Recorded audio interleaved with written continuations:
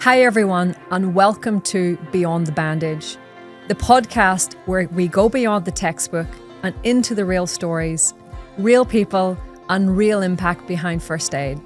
Because today, we're not just talking about training, we're talking about purpose, we're talking about impact, and we're talking about what happens when the skills we teach truly come full circle. Today we're joined by Louise Jones, a highly experienced first aid trainer and educator whose story is nothing short of incredible. Louise is someone who has dedicated years to teaching life-saving skills and, in an unbelievable twist, became the person whose life was saved by those very skills. Louise, welcome to Beyond the Bandage. Louise, your story, it is incredible. We attended the NIFAT conference in 2024 and you were the keynote speaker at that conference. I have been to many events in the past, like you would agree, Dee, and the emotion and the suspense in that room, I've never seen anything like it. I'm so happy that you're here today and I can't wait for you to share your story again. So let's get into it. Louise, Tell us about you. Tell us about your background. How did you get into this industry? What makes you want to be in the first aid and training industry? Great question. I started in the industry by doing my bronze medallion when I was 13, and I came from a swimming background. And in the bronze medallion, you learn how to save lives. Not just drowning people, but you also learn CPR. And I was pretty amazed as a 13-year-old that you could push on the chest and breathe into people and that would help save a life. So I thought that was a pretty good skill to have. And I kept that going throughout the rest of my teens and became a teacher. And I trained those around me, my peers and students, in CPR and first aid, and of course never expecting that it would be used on me, not ever. I always thought that I'd be doing CPR on somebody else because, you know, I did patrols on the beach and all that sort of stuff. And when I was 30, I was 26 weeks pregnant and I had a sudden cardiac arrest. I just dropped dead in front of my Year 9 students in the classroom. And luckily for me, those Year 9 students had done their CPR course and their first aid course and they knew exactly what to do.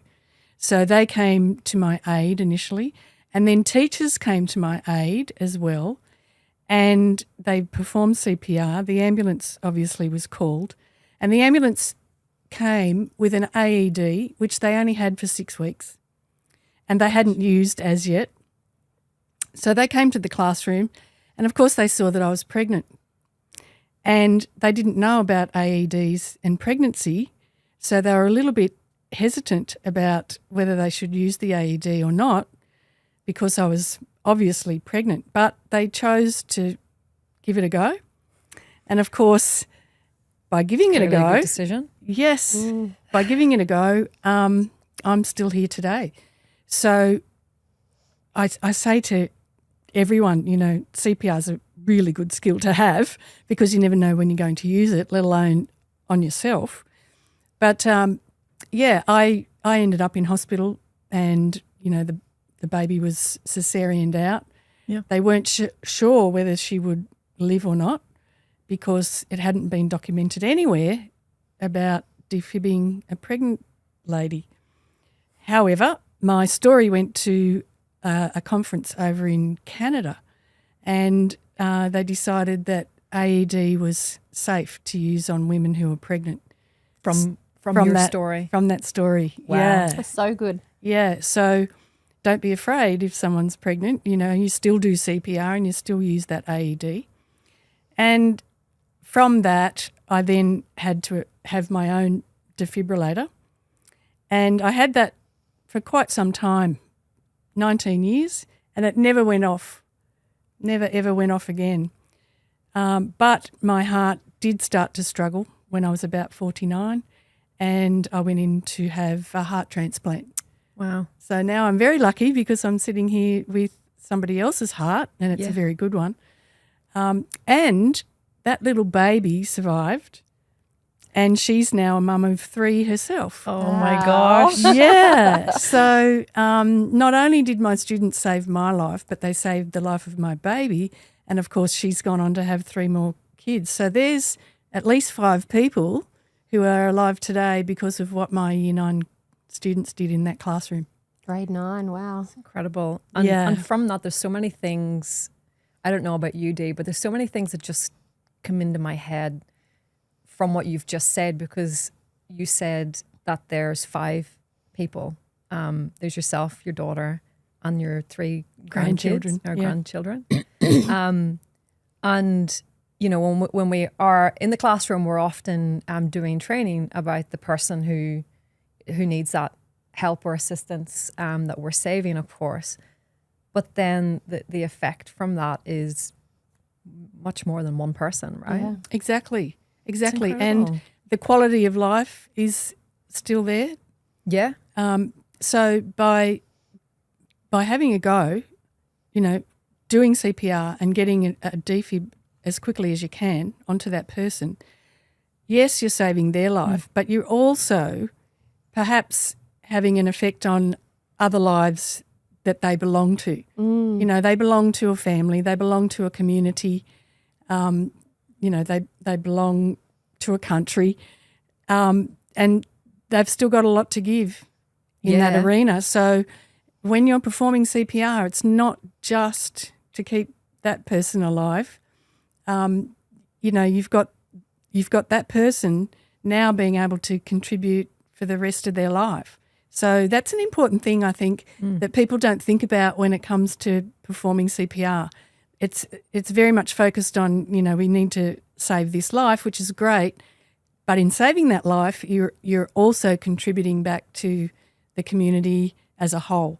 And I think that's a really good message to put across as to why you should know how to do CPR. And you take that that passion or that really strong sense of purpose, and you carry that with you, following the experience that you've had with those incredible students who were able to assist you. And again, it's so powerful to hear that. And yes, you do contribute, and which we'll definitely cover as we go throughout today's episode. But you definitely do contribute. You do incredible things. And no doubt you have a widespread impact. You know, goodness knows how many lives you're saving with your training as well, Louise. And I guess on the sense of purpose and that passion, what are your thoughts around, you know, we've got a trainer like yourself and you have that story or that sense of purpose linked back to your experience. Do you think that makes a difference in the classroom in terms of stronger outcomes for students because they're being trained by someone who has had that real world experience, I guess, being saved or treated by a layperson, and ultimately has, of course, had their life saved? Yes, I know it does have an impact because I do tell my story, not every time, but I do tell it usually at the end of my classes, of my training, and people are astounded, you know, when they realise that, something has worked. And the good thing about it is that no one in the classroom is actually thinking about someone that they've saved because perhaps they haven't even done CPR yet or they haven't done first aid yet. Whereas when they hear that this person standing in front of them is the result of really good CPR and an AED, then it really brings the importance of those skills home to them. And hits home. You can see it. You can see it in their faces. You can see it in how they react when they hear that story. And not only that, they often come up afterwards and say things to you about it. So I do know that it does have an impact on the classes that I teach. And yes, I'm very fortunate that, I've got that real life experience to talk about. Not everybody has got that. But it's, for me, the most important thing is that I instill confidence in those people to act. So when they can see that there's a great result of CPR with me, I think that really helps them to get their confidence up. Absolutely, because they're seeing the other end of, I guess, the spectrum in terms of, all right, everyone's here to do training and they're here to do first aid, and for whatever reason that is, and typically it could be for work reasons or purposes, and they have to be there. But knowing that there's a good result at the end of it is linking it all together, isn't it? Absolutely. Yeah, and it hits home. Like, it really hits home, and then people go home. And don't forget that it does make a difference. Absolutely. And I guess that's the part I love about your story. And I love that you did say as well that you're fortunate to have the story, and understand that links to now you're able to actually help people and spread the love or the first aid love across the country. But in terms of storytelling, this one's always an interesting one, because we've all been to first aid training courses where, of course we've had excellent experiences, but at times we sit through training where we're having to hear lots of different stories from people who have also been fortunate to have those stories, of course. But sometimes they're perhaps not always relevant, in the sense that first aid training and CPR training, we're training lay persons or lay people to respond before the paramedics arrive. So to respond to an incident before paramedics arrive. We're not training paramedics. And I think that that's the key here. And I think that that's often where we do get lost in the thing, is because perhaps we're going over and above or beyond what we're actually trying to get at, and that's just training someone to act quickly and before help arrives, essentially. Do you think that, from your perspective, do you think that it adds value or distracts from learning if we're telling too many stories? And I guess how do we strike a balance, especially when we're training paramedics, but essentially everyday people? How do we strike that balance of giving them confidence to act in the real world versus giving them too much information via storytelling that may not actually be relevant? I think it's important to make sure you've got that balance right.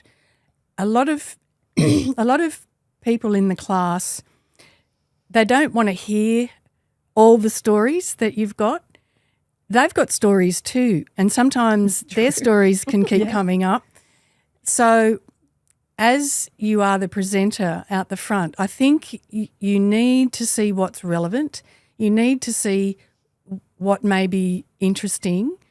Of course, you need to keep it real, but you also need to keep track of the time, because if you listen to all those stories, then your courses are going to be awfully long. Yeah. So you need to be prepared for people to tell their stories, but you also need to be prepared to be able to cut them off at the right time as well. Read the room. Exactly.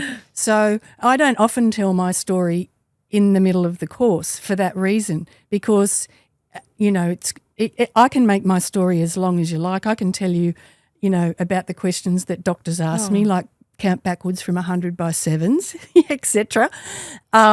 There's lots of things. Heard the 45-minute version of your story? Yes. Was that how long you were the keynote speaker for at the conference? Yes. Yeah. Yes. For sure. I get it. Yeah. And that's the thing. And so sometimes if you're the presenter, you don't want the focus to be on you. You want to instill confidence in your students to act.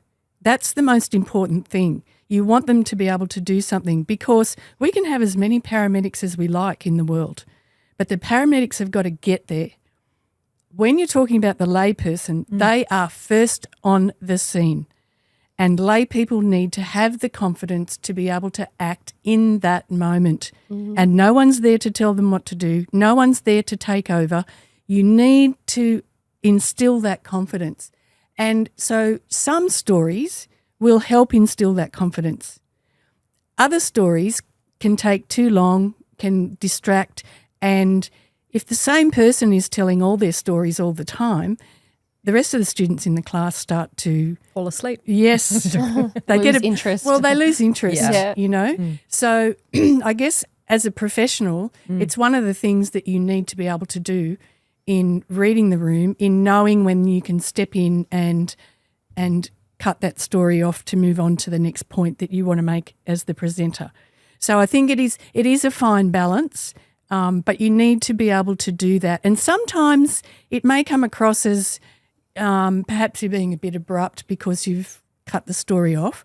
But at the same time, if you've got some lead-in ideas or sentences that you can add to, then it doesn't come across as being so abrupt. So I think it's a matter of presenting for quite some time to know what you can do. Experience. Exactly. And what works and what doesn't work. What's waffle and what's real. Exactly. Because you've probably heard some of the stories before, so you know sort of how to segue to the next topic.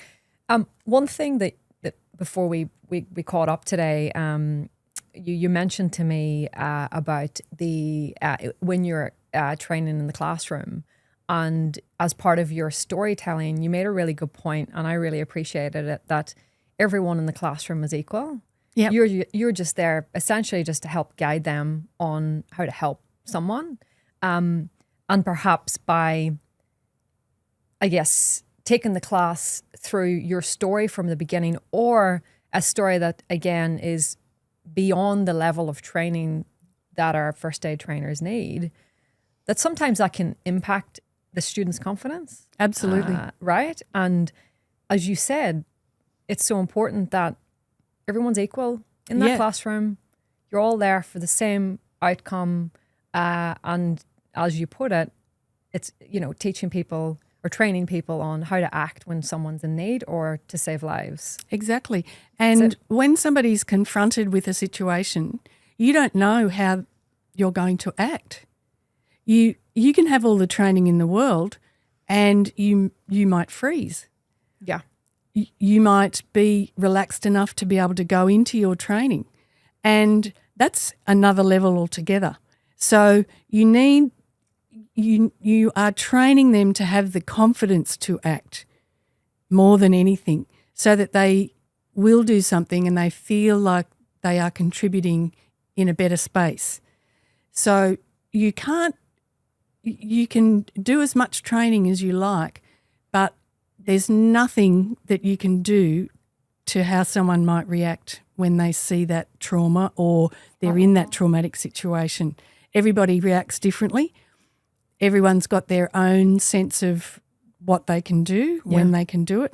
And I think we need to, as trainers, we need to appreciate that, because we're in a classroom where things aren't real.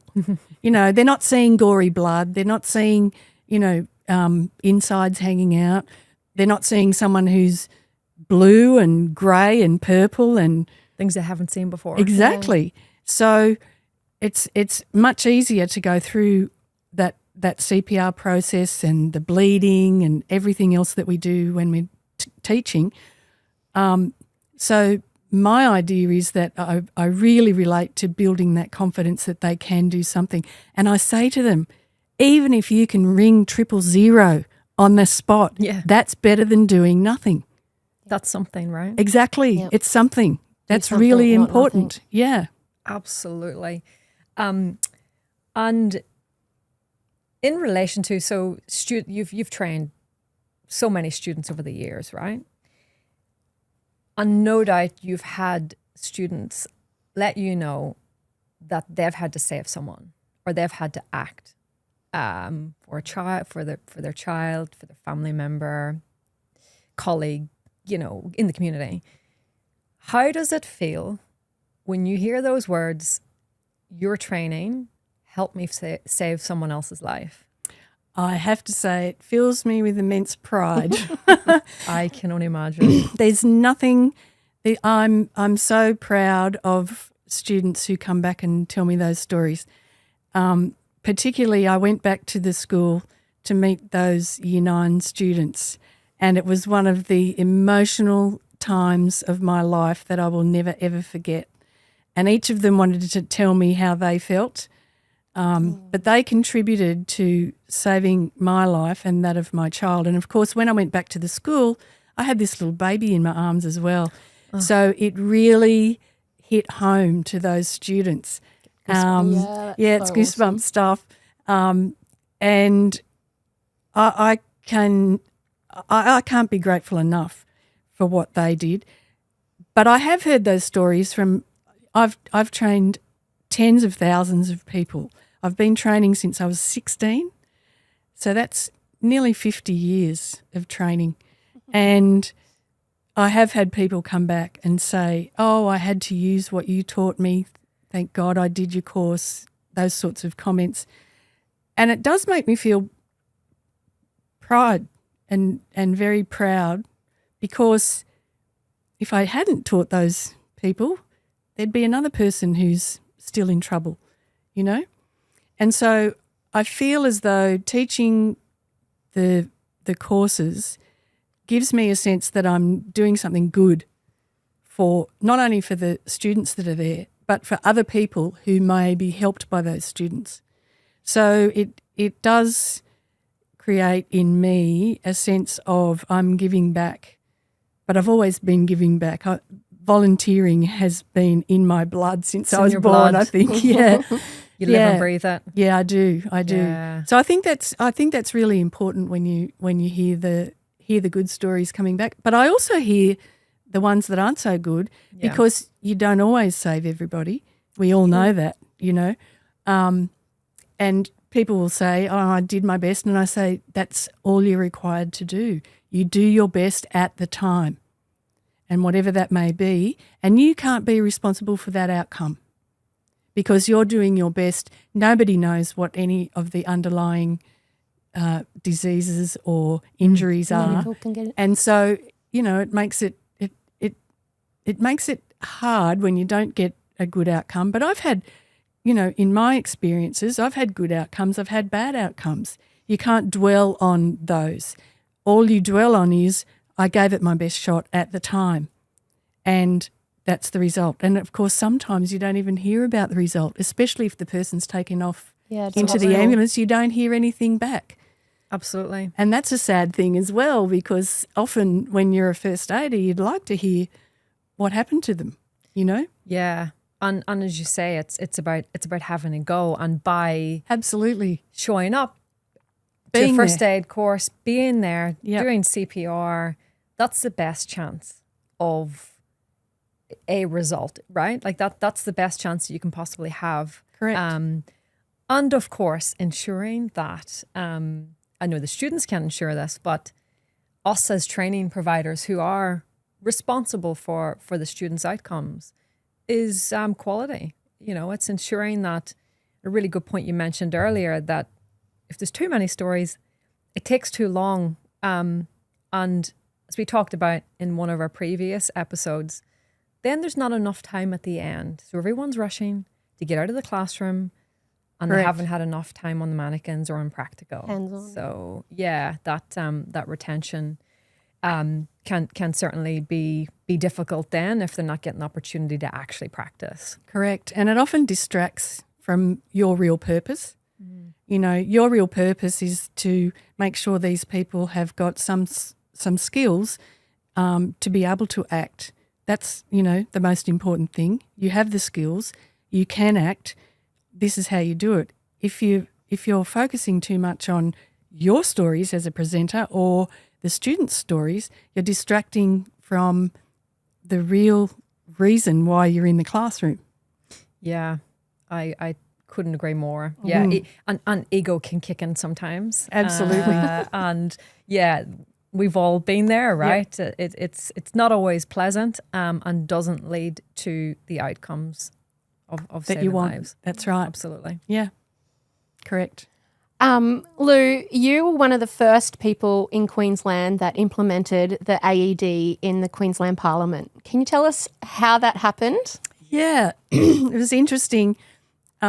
Mind you, to do all this, you have to survive CPR, right? Yeah, well done. Step one. Yeah, so I spoke at the CPR 2000 conference, and it seems so funny now that we're talking about this in 2026.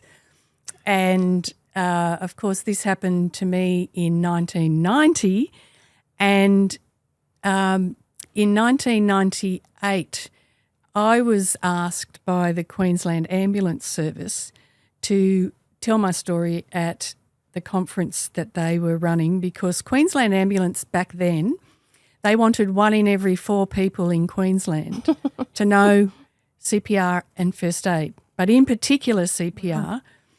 And the AEDs were in their early form then. Yes, the ambulances had them, but they were starting to come out for public access. And I was seen as the face of the public access AEDs. And so I was contacted by the Queensland Government to go to Parliament House and speak to all the parliamentarians about CPR and AEDs, so they would roll out a program right across Queensland. And so the very first AED was installed in Parliament House, and then we installed one in the Roma Street Parklands, and from there it grew for public access defibs across Queensland. Yes. That's unbelievable. Yeah, it is unbelievable. But I also did one for Australia as well in Canberra. So I was flown in to meet the Governor-General at the time, and I did a big session with him, showing him how to do CPR. I had the Governor-General on his knees on the floor. And as you do. Yeah, as you do. And I showed him how to do CPR at Government House in Canberra, and from there became the program to push AEDs right across Australia into the public arena. And, of course, that's many years ago now. You know, we're 26 years post-2000, and we still don't have AEDs everywhere where they should be. Accessible. So, yeah, I won't stop pushing until I'm satisfied that there's as many AEDs as there are fire extinguishers around Australia. Yep. So I will keep pushing for that. What's your next step?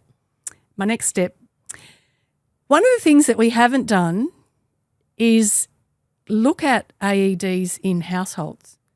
And given that most sudden cardiac arrests happen within the home, and normally to your partner or one of your family members, that's statistically proven. And so, you know, we have our fire extinguishers in our home, we have our first aid kits in our home, but how many of us have an AED in our home? And I know many people would say, well, it's a new thing, yes. And when they first came out, they were cost prohibitive. They were very, very expensive. The very first AED I had was $12,000. Yeah. Now, yes, I do understand that, but AEDs these days are, you know, around $1,500, maybe even $1,200. So I often say to people, well, how much did you spend on that gorgeous TV that you've got over there? Exactly. The TV isn't going to save your life. 2 or 3 times that. In some Exactly. cases, no doubt. Yeah. So one of the gaps that's missing big time is AEDs in homes.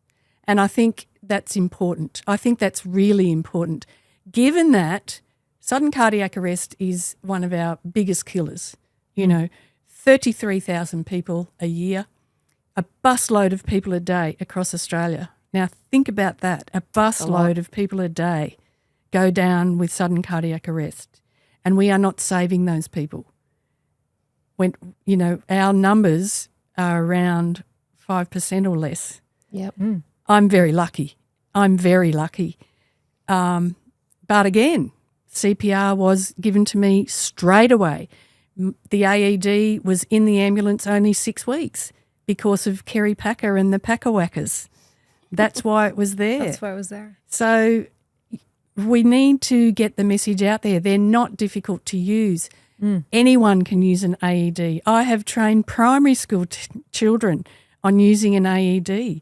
So we really need to push a lot harder to get more AEDs out into the community, bus stops, taxi ranks.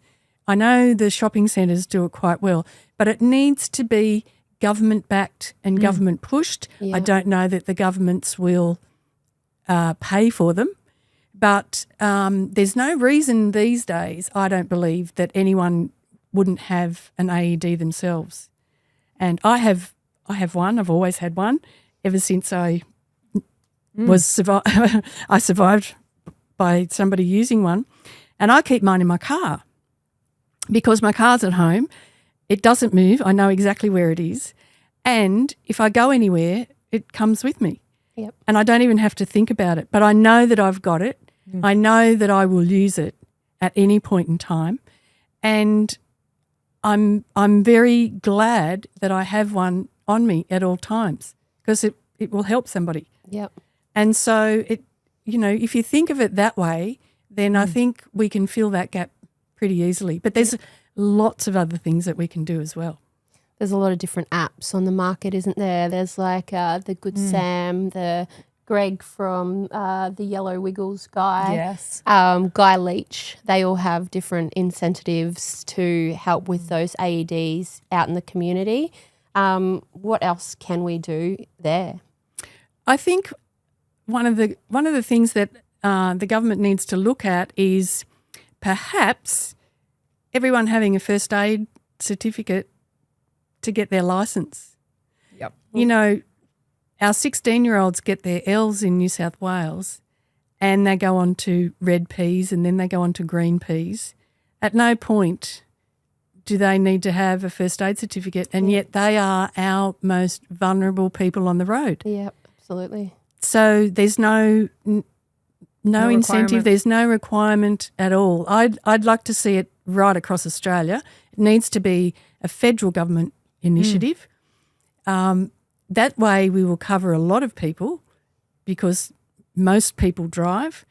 Those under 16. Very, very solid point. Yeah. Yeah. Those under 16 can possibly get trained through school. Still. Absolutely. And don't be afraid to train kids in primary school. Primary school kids don't understand that death is permanent. They don't grasp that yet. And so if you can show them at least how to call for help, what to do, you'd be surprised at how smart those young kids can be. I've been absolutely gobsmacked sometimes when I teach those younger kids about their own initiative. They do want to help people, and they do understand when something's not right, and they do talk about it, but they don't have that understanding that this could lead to death. Yeah. And so they're not afraid to try. They're not afraid to do anything about it, you see. They don't have that blocker, They the don't. flight or fight mode just kicking in yet. Yeah, that's exactly it. So, we can create Australia to be one of the safest and AED-friendly countries in the world. I know that there are enclaves of cities and all that sort of thing around different places in the world, but Australia's such a big place, and it takes our paramedics and our ambulances so much longer to get to places. I know they've introduced, the motorbikes, etc., with the AED and the oxygen, but wouldn't it be great if the AED was right there? It'd be fabulous. More accessible. At the tennis court, at the sporting field, like it's right there, and everybody knows that it's there. It's the thing that you are aware of. You know that there's going to be a fire extinguisher. Well, why isn't there an AED right next to it? You're more likely to use the AED than you are the fire extinguisher. So it makes sense to have those AEDs out there. Now, this one, Louise, really makes you stop and think. So you mentioned a while ago some stats. We could train more people. We talked some numbers of, people that live in Australia. So we have around 28 million people in the country, and fewer than 5% are trained in first aid and CPR, which is crazy to think. It's really, really low numbers. 5%, wow. Yeah. And at the same time, us as training providers, whether you're an RTO or whether you're a training partner of an RTO, we often find ourselves competing in a market. And sometimes, I'll be honest, I've found myself on the worst side of that, which isn't always great. How do you think things could change in this country if training providers and RTOs focused more on collaborating and working together instead of against each other? Do you think that is ever something that could happen? I do. Yeah? I do think that is something that could happen. And the main reason I think that it could happen is because we're talking about people's lives here. And if you really get to the nitty-gritty of it, it's saving lives or not. That's a pretty big issue. And one of the things that I do in my courses is I throw a lot of things back on people. So I say to my students, would you like me, when it comes to, for example, the breathing is optional in CPR, yeah? And I say to people, what would you like me to do? Old chestnut. What would you like me to do for you? Would you like me to breathe or not breathe? I'm doing CPR on you now. Do you want me to breathe for you or not? Absolutely. And when you throw it back on them, you get a very honest answer. And I think that's what we need to do with all our RTOs with first aid. We need to look at it and say, we are here about saving lives. That's what we're here about. Even first aid, if you're doing somebody up for bleeding, you're still saving a life. If you're doing asthma, you're still saving a life. So why can't we see that as the bottom line rather than the competition? Or the other bottom line. Yeah. Which is money, which is sometimes the issue, right? And I hate to say it, but one of the things I really don't like is the amount of money that people have to pay to do first aid courses, to do CPR courses. It's getting to the point of being prohibitive for some people. Many of my clients are elderly, retired people, and they're not wealthy people. They find it, even though I run the courses voluntarily, they're still charged by the group and it's very low cost.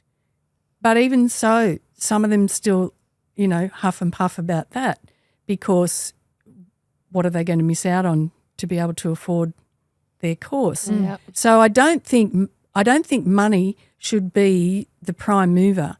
And I know when first aid came out into the vet sector and all these little companies started popping up everywhere, seeing that they could, we can make real quick money here, great money, which I saw too, but I chose not to do that because I thought, gee, imagine if there was money put on what those students did for me.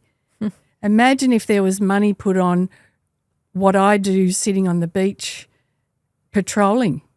Imagine if there was money put on me being a lifeguard at a pool and I'm there to save a life. Yes, I get paid to do that, but I really don't think in order for me to get the skills to be able to do that the bottom line should be money. The bottom line is we need to learn, we need to have everybody knowing how to save lives, what to do in an emergency. That's what we need. And if I had my way, it'd be free. Yeah. But of course, you know, we've got certificates and we've got ASQA and we've got all those things that come into it now. And so some money has to be made in order to fund those expenses that we've got. But some of the prices are exorbitant, I have to say, and they're profit making. And I don't, for the life of me, get why we're trying to make profits out of running first aid courses when it's all about saving a life. And often I'll say to the person, well, you know, do you want me to save your life, or are you happy to make your $120 or your $140 or your $180 off me? You know, you want to take the money off me. Do you want me to do the compressions on you? Do you want me to wrap you up with a bandage? Do you want me to discount saving a life? Yeah, exactly. Maybe I won't do 30 and 2. Yeah. Maybe I'll just do 10 and think about giving you one breath. Yeah, you know? That's right. Exactly, because it costs too much. Exactly. Yeah. Exactly. So I can't. The money issue drives me crazy, but Likewise. Yeah, and the competition, you know, I think the competition makes all the different RTOs be apart rather than together. And there's no one's got the right to say, oh, we do a better first aid course than somebody else. Nobody's got that right. As I believe. How do you prove that? Yeah, exactly. And it comes down to the person in the room, in the classroom. How well do they get the message of doing first aid across to their students? Your bottom line is to instill the confidence in those students. It's not about telling your stories. It's not about how much money you paid. It's not about which RTO you're with. It's not about any of that. All you want to do is to train those students that you've got to act in one way or another, and hopefully in a good, positive way, and get a good, positive outcome. That's the bottom line that we're talking about. So I think we will see a big shift in times to come where I don't know whether it's the government's responsibility, I have no idea, but we need to put the emphasis back onto what we're really there for. And that's where all my training comes from. It's what I'm really there for. And the interesting thing is I had that before my story, because I started training when I was 16 and my story didn't appear until I was 30. So I was already on that path. And in fact, the first few first aid courses that I ran, they were free. And I can't remember when the whole monetizing came in. But, you know, some people can do first aid courses for $80. Other people are charging $180. Does that $100 difference make you a better CPR person or a better bandager, or, you know? Well, that's it. It's, what are you paying for? Exactly. What are you paying for? Yeah, absolutely. Really good point in relation to who's responsible. And I have to say, for me personally or professionally, I feel responsible in that as the, I guess, the representative of our training organization, just as an example, or as a training provider. I feel a great sense of responsibility in ensuring that I don't enter into that type of thing, that the purpose is clear, and whether that's across our organization, with our partners, with the team, our purpose is very, very clear. And yes, like any business, there is that monetary aspect to it, but that's not the focus. No. The focus for us is quite simply preventing injuries and saving lives. Yeah. And as it should be. yeah. And for me, there is a great sense of responsibility to collaborate and get on with other training providers in the sense of registered training organizations. I feel like we do that well for the most part. Yep. Where we can. Again, I can't speak to every other organization and how they do things. I know there are certainly some organizations that are remotely and completely not interested in that. And that's their prerogative. But for me, it really is about how can we have a better Australia? How can we save more people? How can we prepare more people to save others? And one thing I do have to say, Andy Paynes from the National Institute of First Aid Trainers, NIFAT, where I referred to at the start in relation to your story, I really do admire his work. He has a conference every 2 years, and he brings people together from across the country, whether they're a training partner, they're an RTO, and everyone gets together and everyone in the room's there for the same reason. Exactly. And I love to see that. Yes. And him and his team are really good at that, and they've really started to ramp things up in that space. Again, which can only be beneficial and positive for our industry. But yeah, look, it can be disappointing to see the undertone at times. But at the same time, I think for us, and no doubt for yourself, Louise, over the years, you choose not to focus there. You don't buy into that. No, I don't buy into Focus that. forward. Exactly. It's clear. Yeah. Purpose is clear. No distractions. And I've worked for lots of different RTOs, and it doesn't bother me really what their focus is, because I know what my focus is, and I will always keep my focus right there front and centre. And yes, I go in and I teach, but sometimes I'm clueless about what the students have paid to do that. I wouldn't have a clue because I've just been asked to present the course. Yep. So I think it's important that Andy's doing a great job, but we need to do more. We absolutely do need to do more. Maybe it's something that the Australian Resuscitation Council could take up.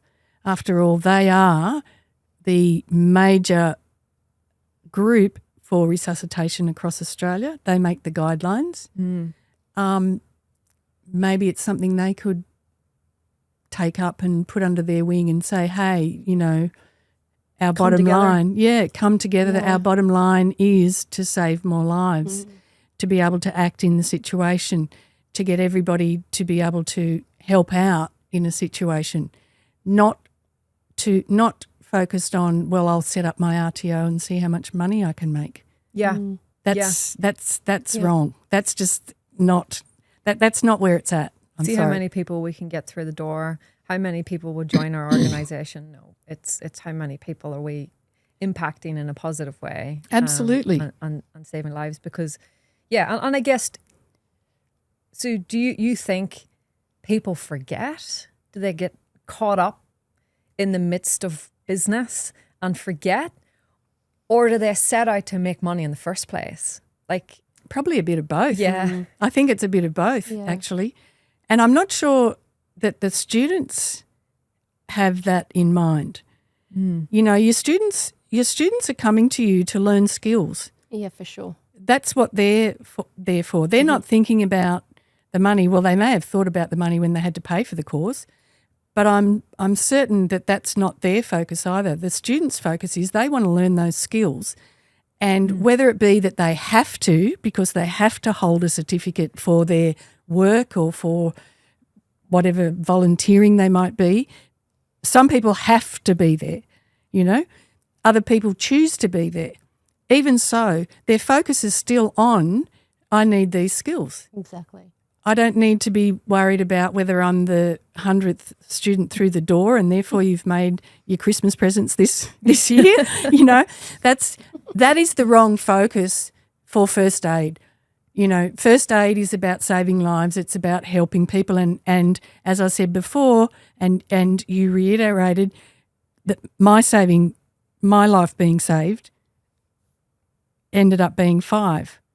So for every life that you save, you don't know how many people have been impacted by that. Flow-on effect, yeah. Exactly. And so, and that may get those people to go and do training that they haven't got either, because, oh, wow, So that lady was saved by her year 9s, 14 and 15-year-olds, their teacher, massive boobs and all that because she was pregnant.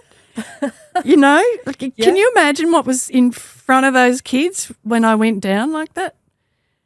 I mean, they saw something that they had never seen in their life and have probably never seen since. And it's your teacher.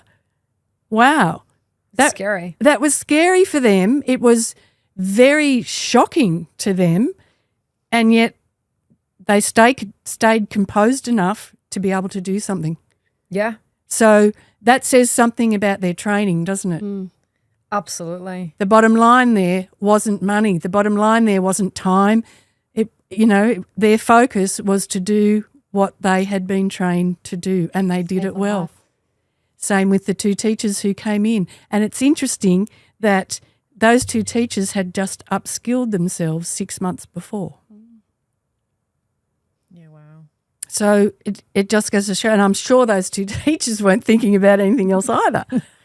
No, exactly. So, I think sometimes we lose what the focus is really all about. You can do training in all sorts of things, you can your white card, your green card, all those sorts of things. Yep. But first aid, you're looking at really what's the focus here. It's to not do any further damage to the person.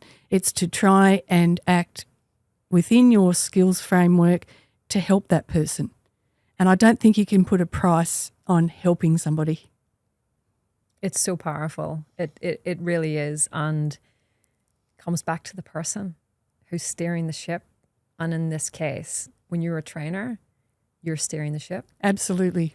You're driving the purpose. Yes. And I'd say for me, steering the ship, ensuring that our team focus on the quality and the support for people like yourself, Louise, so that we can, support you to remain focused on what you're trying to achieve in the classroom, and that is again the student outcomes. Absolutely, yes. Which is incredible. I love how you framed that, and again, it sort of brings you back through the previous questions that we had around, does your experiences whether you had the experience that you have, like you shared in your story, or your passion, because clearly it was there from day dot when you wanted to become a lifesaver at 13 and you had to wait 6 months, which you shared with me, I think, prior to the session. But that passion is very clearly there, and it's incredible. As a trainer, in terms of your legacy as a trainer, if you obviously have lots of students, or you've trained a lot of students over the years, I should say. And very clearly for you, it's not a tick and flick exercise. I think it's very, very clear that is not the case. Never has been. No, never has been. And we know that you're one of those really good trainers, and we're so proud. We wish that, there were so many more people like you in the country. If you could hope for one thing, Louise, that each of your each of your students would say that they take away from completing a training course with you or training with you, what would that be? I think that they feel as though they're able to do something in any situation that confronts them. I always ask my class at the end, do you feel more confident than when you came in here today? And the answer is always yes. And I say to them, because if it's no, let me know. We'll go back over the parts that you need to be more confident in. I want you to leave here feeling confident that you have the skills to be able to act. And that's the most important thing for me. Whether, the whole tick and flick thing, that was in about 30 years ago, and I really didn't like it. When I'm conducting my classes, I go to every single student. I go round to every single student, and I don't care how long it takes me. I go round to every single one of them, and I tell them where they've done something correctly, and I say to them, "Oh, see that bit there? You just need to twist that way, or you need to do this." I give them the options of being able to fix what they've done, because what is the best way to teach? It's when the person is able to teach themselves or teach another person. And so I make sure that my students have got that ability. And so I get them to work in pairs with everything, and I make sure that they're all looking at each other all the time. And I'm not nasty about it in any way, shape or form, because if you're giving it a go, then you're having a go. You're doing it. You can't blame people for the way that they do it, because you've got to add the shock and the whole, scenarios on top of that, which we don't do in a classroom. But you can see people actually really wanting to know how to do it. Yeah. If you instill that confidence in them. So I think that's the bottom line of all of it. Is they're prepared, and you ultimately would love to hear them say, I've walked away from class feeling prepared to act. Absolutely. Absolutely. That's why I asked the question at the end of every class. End of every class. Yeah. Yeah, for sure. Would you when you go outside that door now, would you act if you saw somebody in trouble? Every one of them says, yes, I know what to do. Yes. They would know what to do. And as that's you said great. earlier, if that's as minimal as calling 000, yeah, that gets it started. Help us on the way. Yes. Yeah. Yes. Absolutely. Yeah. Yeah. It's incredible, and I think that's keeping it as simplified as possible, as to the point as possible, Absolutely. and hands on. Yeah. Right? Because you learn by doing. Absolutely. And yeah, I think that's where people, from what you've just said, that's where people are most likely to be able to act, is if they're given that opportunity for that good training. Yeah. And being able to practice as well. And students aren't stupid. Students can tell if you are enjoying what you're doing, if you want to be there. Yeah, they you know, do. They what say your it, agenda don't they? is. Yes. Yeah. And my students can tell how passionate I am about it. They can tell that I love instilling the skills into them. That they can just see that by the way I teach and the way I manage my classroom. And I think that's important as well. If the students can really trust you, if they have a rapport with you, if they can really relate to you, they're going to learn a lot better and quicker, and they're going to set bars for themselves to do this really well. And I think that's up to the presenter who's up in front of them. Show them that you are that sort of person. You're building that trust so they can keep 100%. the confidence and retain that information. 100%. They can tell if you want to be there or not. Yes, yes. And that obviously then that means whether they want to be there or not. Correct. Yeah. Absolutely. Absolutely. Now, Louise, statistically, and you mentioned this a little bit earlier in relation to your own story, but statistically, women are less likely to receive CPR. Talk to us about that. Tell us a bit more about the statistic and why. Yeah. So, of course, women have their breasts right where you need to be able to do CPR. And, of course, if you're going to apply an AED, you need to have a bare chest. And, of course, some people are a little bit hesitant to reveal the chest and to be pushing in the centre of the chest, which is what they need to do. However, your hesitation is going to add to the time where you're not doing compressions. And every time you're not doing compressions, you're not saving the life. So it's really important to think about this person is a person, whether it's male or female, it shouldn't matter. And I know that it does to some people. However, if you've got your little handy kit, you snip the bra at the straps up here, so you're able to access the area, and you can access to be able to put on the pads from the defib as well. But as far as CPR goes, I can tell you that in my situation, they were both male teachers, and they didn't really, they didn't even think about it. One thing they did say was, because I've always been known to be flat-chested, very skinny person, they said, we couldn't believe you had two big blue bazookas poking out for us to deal with. They said, we always thought that you were flat-chested, but we forgot that you were pregnant. That's right. Gosh.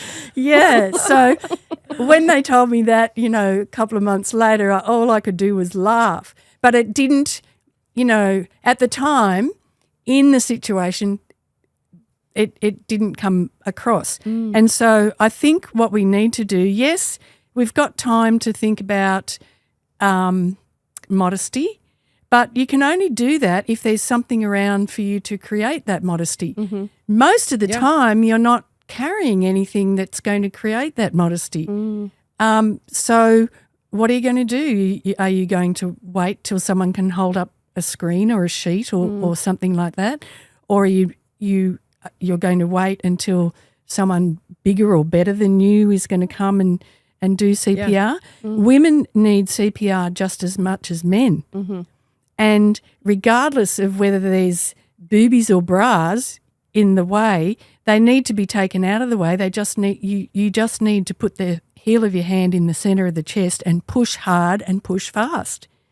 I mean, you could also say the same thing for breathing on a person. You're kissing somebody that you don't know. Modesty's out the window. Exactly. Modesty is out the window. And when you're on the beach or you're at the pool, you don't know who those people are. You don't know where those people have been. Yeah. Most of the time, if you're a lifeguard, then you've got a mask. That's fine. But if you're a lay person, it's your choice whether you go there or not. But when it comes to CPR, and you've got to apply CPR, I think we need to get over the idea that because it's boobs, it slows me up. I have to hesitate. No. Do not. Do Heart's not. still in the same position. Exactly. And had they hesitated with me, not only would they have lost me, they would have lost my child as well. And so I think, thank God, those students, and half of them were boys, those students and those two teachers did what they did. Didn't hesitate. It did not hesitate. And that's an important message to get across. If it's a female, don't hesitate. Go for it. Get on with it. She's just as important as anyone else. Exactly. Absolutely. Exactly. Absolutely. What are your thoughts on the female mannequins? Well, I think that's a good idea. I mean, I haven't, in all the years I've been training and in all the mannequins that I've used, I've never thought, why haven't they got boobs? To be honest, it never crossed my mind. It never even crossed my mind. Well, the focus on the centre of the chest, right? Yeah, the focus is on the centre of the chest. And once upon a time we used to say centre of the chest between the nipples. They've dropped the between the nipples part. And I understand why. I used to say to my class, well, if it's an older person, be very careful because you could be pushing on their tummy if you're going between the nipples. How can they explain that? Yeah, how can they explain that? But centre of the chest, yes. And, I don't mind if once upon a time all the mannequins were white or light-coloured skin. Now you can get dark-coloured skin, et cetera, et cetera.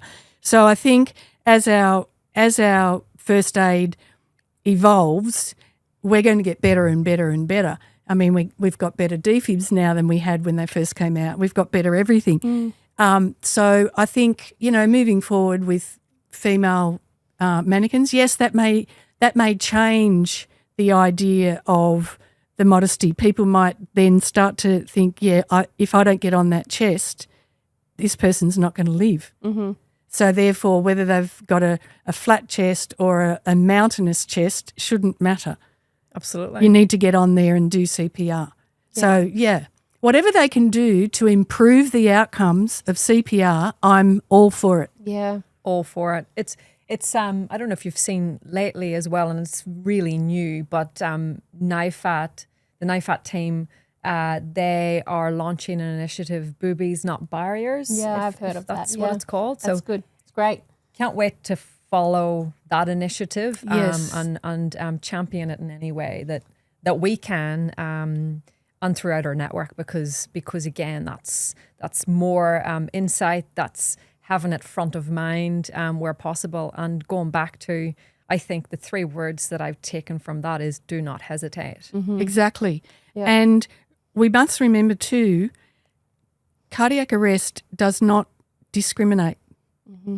You can be any age, any gender, any colour, any race, anything. It doesn't discriminate. You can have 5-year-olds have a sudden cardiac arrest, 10-year-olds, 30-year-olds. You can have 80-year-olds from anywhere.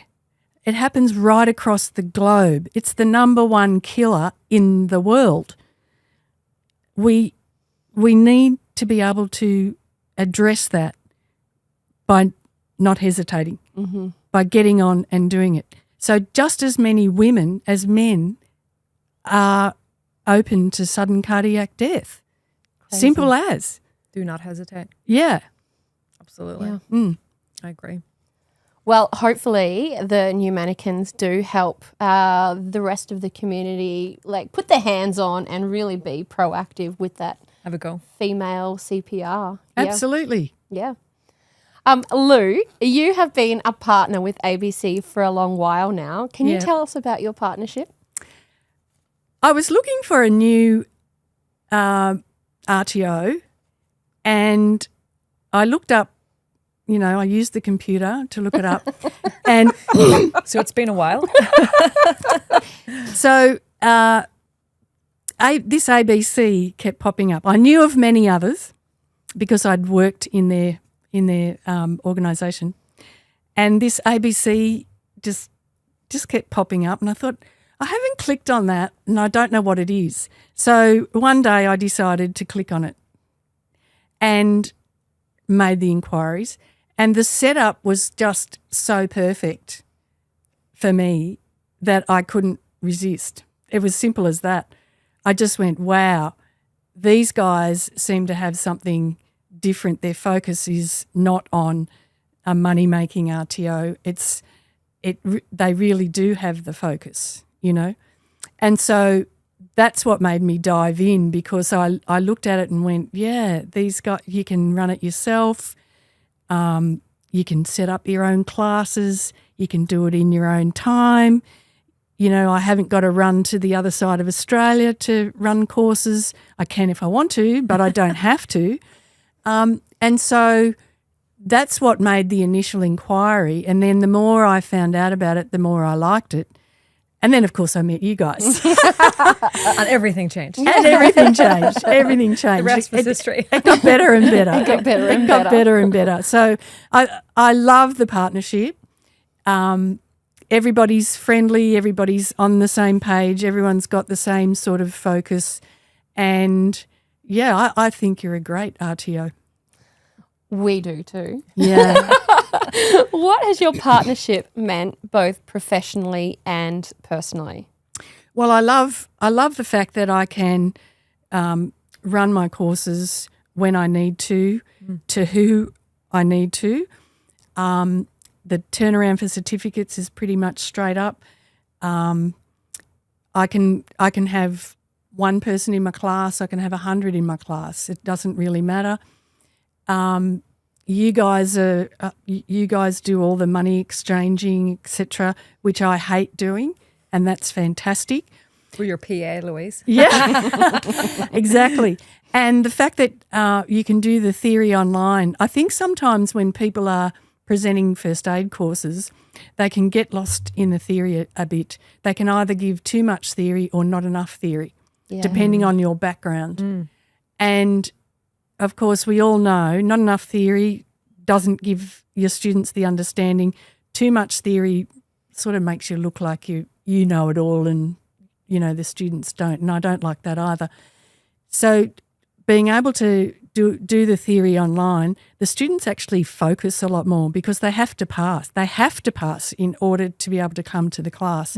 So having that set up is also fantastic, which means that they can do the theory wherever and whenever they need to. And then, of course, they hop off onto a practical class that suits them. Yeah. So professionally, I think it really works for me, the way that it's been set up.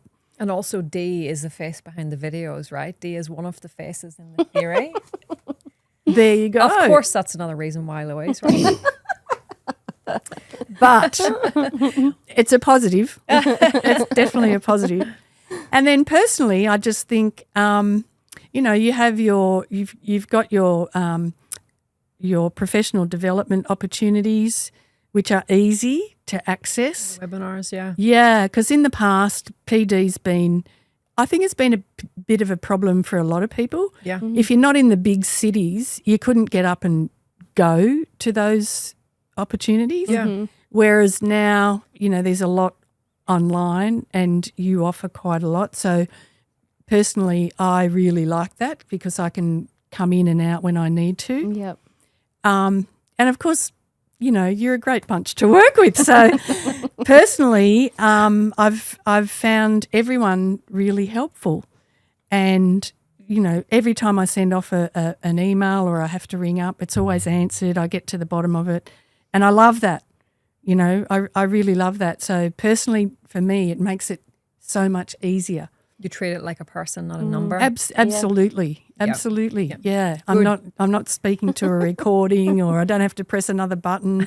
AI. I like it. AI, exactly. So the team are doing a good job. I love to hear that. That's good. Yes. That's good. Yes, I would agree. And what would you say would be the difference between your partnership with ABC and others? I think that personal touch. I really think that personal touch. When RTOs get too big, they lose that personal touch. And I know they do because I've been there. And you're just another cog in the wheel that makes money for that RTO. You're not – I don't believe that you're genuinely appreciated for the skills that you bring. Yeah, exactly. Whereas with the smaller RTOs, you definitely feel appreciated. You know that there are people that you can speak to and get in touch with. So, Lou, on to our final question. Are there any final words of wisdom today for our listeners or our partners from you? I think so. There's one thing that I really love to get across to people. Any attempt at CPR is better than none. And I have a T-shirt where I have blow here with an arrow upwards, push there with an arrow downwards. And I wear it around and people do give me, some funny stares sometimes. We should get those T-shirts. However, it's got two arrows, blow here, push here. And it's got a heart right there. And I love wearing it around because it is sending a message, blow here, push here. Any attempt at CPR is better than no attempt. So that's my main words of wisdom. We've talked about confidence. We've talked about, what you do in the classroom, etc. But any attempt is better than none. And I think I got that from the Australian Resuscitation Council. Yeah. That's their bottom line. And they're made up of, very high-ranking resus doctors in Australia. So I think if it's good enough for them, then it's good enough for me. Mm-hmm. And I live by that motto. Any attempt is better than none. So I will always give something a go, always give something a go when it comes to first aid. And I would hope that other people would be willing to give it a go as well. And if you keep in mind that the person you're most likely to do it on is someone that you know. and love. Exactly. And usually someone that you love very much, so someone in your own family. So any attempt is better than none really relates when you start to think about your own family. Absolutely. And it's something that's easy to remember. Absolutely. You know, and it can hit very deep. Dee, question for you. Yeah. So you're a trainer with ABC as well. And if you were a listener today, listening to Louise, what would be one of the key takeaways from, I guess, everything, lots of amazing things that you've said, of course, Louise, but what would be a key takeaway for you as a trainer from today's session with Louise? I guess keep it simple, focus on the end result. Like, we want them to be confident to save somebody's life out in the community, somebody that we know and love, right? So keep it simple and don't overcomplicate it for our students who are students, not paramedics. Very good point. Yeah, absolutely. Absolutely. Correct. Louise, thank you so much for joining us today. It's always a pleasure. I feel like it's been too long since I've seen you last. I really appreciate your time. It's we've had a really wonderful conversation with you today, and thank you for everything that you do in the community. Thank you for spreading the love, and thank you for saving lives. It's so important what you do, and I hope that every day you remember that you're appreciated for everything. You're an incredible human being, and I can't wait for people to hear your story and to know the difference that you make, but also the difference that they can make. Yeah. Thank you so much. Oh, thank you for having me, and it's just a pleasure to be part of the ABC team. It really is. It really is. I love it, and I'll continue on my journey. You know, I don't know if I'm up to 10,000 people trained yet, but I must be pretty close, I think. Well, we'll celebrate when that happens. Yeah. Thank you. Thank you. Thank you for joining us on today's episode of Beyond the Bandage. We really hope you enjoyed the session. Please like, share, and subscribe so you can be part of future episodes and get notifications whenever they are aired. We really would appreciate your support. Thank you so much.